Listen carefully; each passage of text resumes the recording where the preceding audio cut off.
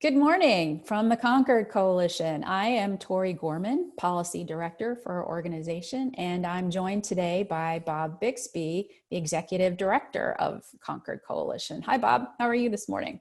Pretty good, Tori. How are you? I'm good, considering the Yeah, well, circumstances. We're all inside and we're all we're all working from home.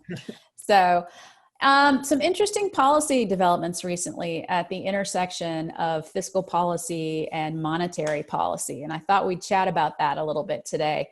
I know that the Concord Coalition doesn't normally comment on actions by the Federal Reserve, but Fed Chairman Jerome Powell made some news at a press conference on April 29th when he endorsed fiscal policies enacted by Congress and the president that added about $2.5 trillion to the national debt.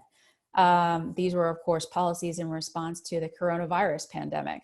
And those comments by Chairman Powell followed an earlier appearance by Chairman Powell at an April 9th AEI forum, where Powell said it would be, quote, absolutely a good idea for Congress to pass additional fiscal stimulus to support the U.S. economy, which of course has been sort of frozen in place by non-essential business closures and social distancing guidelines that we've all implemented to stem the spread of the coronavirus.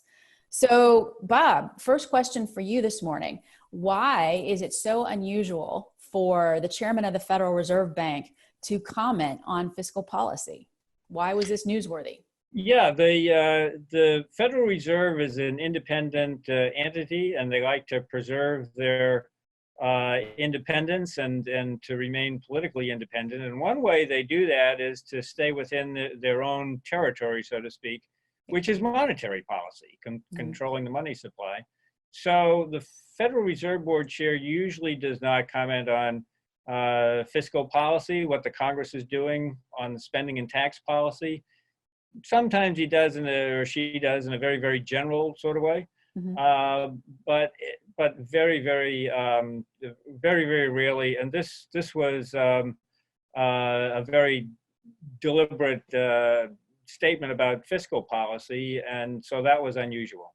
Yeah. So I wanted to read a quote when he was talking about this. He literally said, this is a direct quote from Chairman Powell, "This is the time to use the great fiscal power of the United States to do what we can to support the economy and try and get through this with as little damage as possible, as little damage to the longer run productive capacity of the economy as possible." So it sounds pretty similar to what Concord Coalition has been saying, which is, do what you can to fight the virus. In your opinion, why was this noteworthy? Well, it's important because Chairman Powell, not only is he chairman of the Federal Reserve Board, he's a very noted deficit hawk. I mean, I had a very brief couple of meetings with him when he was with the Bipartisan Policy Center, and I was on the Rivlin-Domenici task force back about 10 years ago. Right. And Powell was an informal advisor on that effort. And he was a real deficit hawk and has been. And he noted in the press conference that he's been a lifelong deficit hawk. And he's saying, look, I'm a lifelong deficit hawk, and we got to do something here. And the Fed is doing all it can, and we need help from the Congress and the president to take a very aggressive approach to help save the economy, or there will be no economy to save. And so he was sending a very clear message, because the Federal Reserve can only do so much. They can lower interest rates to zero to be accommodative, as the saying goes. They can backstop loans. They can make loans. They can't do grants. They can't do what Congress can do in terms of assistance. And so I think what Chairman Powell was saying is, look, I'm a deficit hawk. Take it from me. We need very aggressive fiscal policy here to go along with aggressive monetary policy to get us out of this horrible, horrible ditch that we're in. Mhm. And I can imagine, I mean, for deficit hawks, this is kind of a very awkward and unique circumstance. So it's really nice to have somebody with Chairman Powell's gravitas, if you will, and stature to be reinforcing what organizations, Yeah, deficit hawks like Concord Coalition have been saying all along. with all due respect to you and I think Chairman Powell has a bigger platform and a bigger microphone. So yes, I thought it was very significant, very encouraging, and I think a lot of people should listen to him. Right. So since this pandemic began, between the combination of monetary and fiscal policy, we have injected a lot of money into the economy. We've spoken in earlier episodes. The federal fiscal policy response has added at least $2.5 trillion to the economy, probably more coming. The Federal Reserve is standing up lending facilities that will pump an additional $4 trillion into the economy.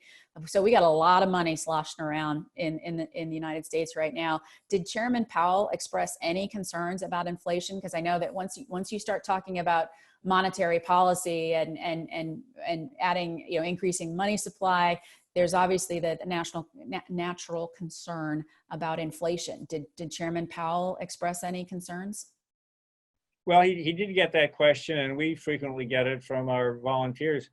But he said he was not concerned about inflation at this time. For one thing, demand in the economy is so weak, right? That tends to put a damper on inflation. And another one is he's noted that energy prices were very, very low, and so he didn't see any reason to be concerned about inflation anytime soon.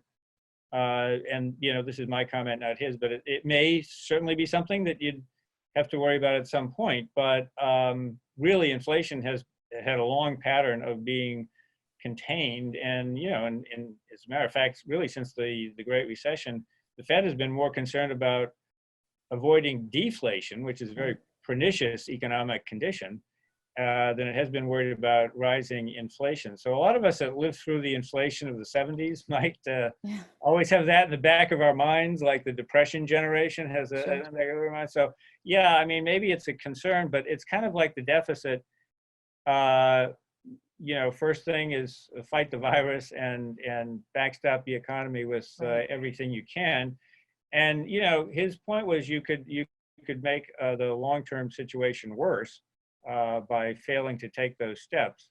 And inflation is, like large deficits, something that you don't want to ignore, but it's not the main issue right now. Right. So we know that there's a fifth rescue package that's under consideration by Congress right now, or at least in one chamber of Congress. I know that the House is definitely placing some markers down.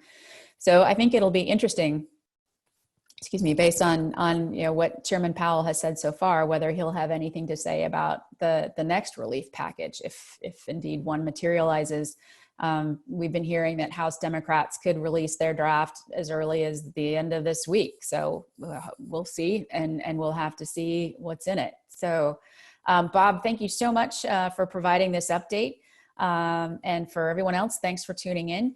If you like what you've heard today, please follow Concord Coalition on Facebook and Twitter. We also invite you to subscribe to our weekly podcast called Facing the Future, which you can find on your favorite podcast platform. You can also find a wealth of budget and fiscal policy information on our website, and we encourage you to check it out at www.concordcoalition.org. Bob, thanks so much for your time today. Okay, Tori, thank you. Look forward to seeing you back in the office at some point in the future. At some point. Thanks, everybody. All right.